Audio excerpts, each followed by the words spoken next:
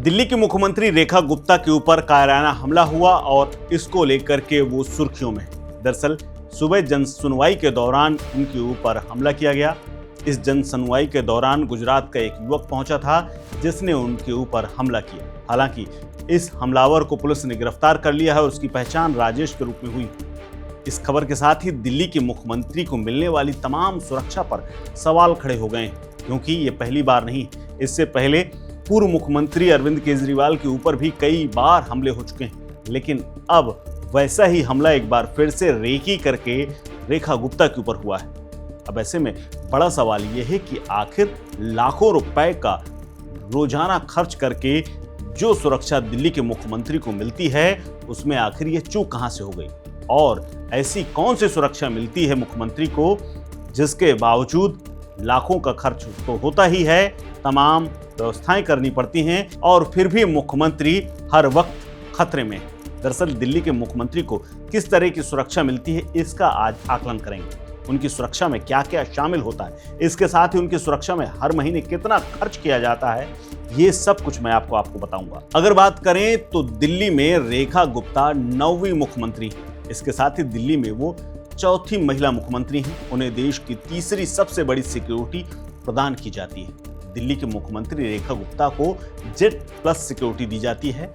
देश में बड़ी हस्ती, नेता और पब्लिक फिगर को भी इसी तरह की सिक्योरिटी दी जाती है। जेड सिक्योरिटी में अगर बात करें तो क्या क्या शामिल होता है, तो आपको बता दें कि 4 से 6 एनएसजी कमांडो इसमें तैनात होते हैं, जिनकी समय समय पर ड्यूटी बदलती रहती है।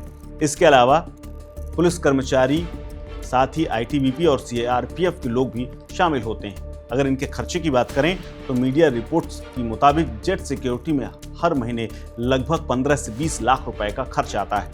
दरअसल हर मुख्यमंत्री की 3 लेयर की कम से कम सुरक्षा व्यवस्था होती है और यही सुरक्षा व्यवस्था दिल्ली की मुख्यमंत्री को भी मिली हुई है। जेट प्लस सुरक्षा में सबसे करीब उनके एनएसजी कमांडो रहते हैं। उसके बाहर एक सुरक्षा घेरा होता है जिसमें केंद्रीय बल यानी आईटीबीपी और सीआरपीएफ के जवान होते हैं। इसके बाद जो मुख्य रूप से बाहरी सुरक्षा घेरा होता है, उसमें दिल्ली पुलिस के जवान तैनात होते हैं। यानी जब कभी रैली में मुख्यमंत्री जाती हैं तो उस स्थान की सुरक्षा व्यवस्था दिल्ली पुलिस के अंदर होती है। इसके अलावा जिस जगह पर कार्यक्रम होता है वहां की सुरक्षा व्यवस्था आईटीबीपी और सीआरपीएफ के, और खास तौर पर मुख्यमंत्री के आसपास जो घेरा होता है यानी सबसे क्लोज होता है, उसमें एनएसजी के कमांडो तैनात रहते हैं। इसके साथ ही जेड प्लस सिक्योरिटी में लगभग 40 से 50 लाख रुपए का टोटल अगर बात करें तो खर्च आता है। सभी आंकड़े मीडिया के हवाले से बताए गए हैं और एक ये अनुमान है कि इसमें खर्च करीब 40 से 50 लाख रुपए तक का आता है, वो भी महीने में। लेकिन इसके बावजूद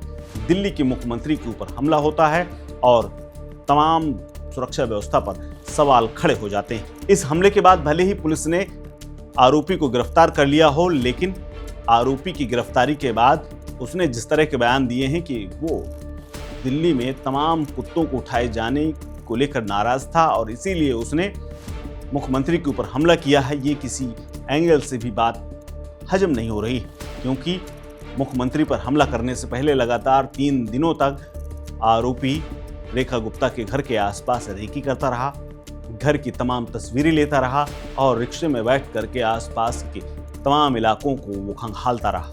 ऐसे में सबसे बड़ा सवाल यह है कि आखिर इतना शातिर व्यक्ति जिसके ऊपर पहले से कई मुकदमे हैं, वो इलाके में घूमता रहा और किसी की उसके ऊपर नजर नहीं पड़ी। वो कई संवेदनशील इलाकों की तस्वीरें तक खींचता रहा, लेकिन किसी ने उसको पकड़ने की कोशिश नहीं की, यहाँ तक कि पुलिस को उसके ऊपर शक तक नहीं गया। वो मूल रूप से गुजरात का रहने वाला है और दिल्ली में बीते काफी दिनों से रह रहा था। फिलहाल इस खबर को लेकर के आप क्या सोचते हैं, हमें कमेंट बॉक्स में कमेंट करके जरूर बताएं। नमस्कार।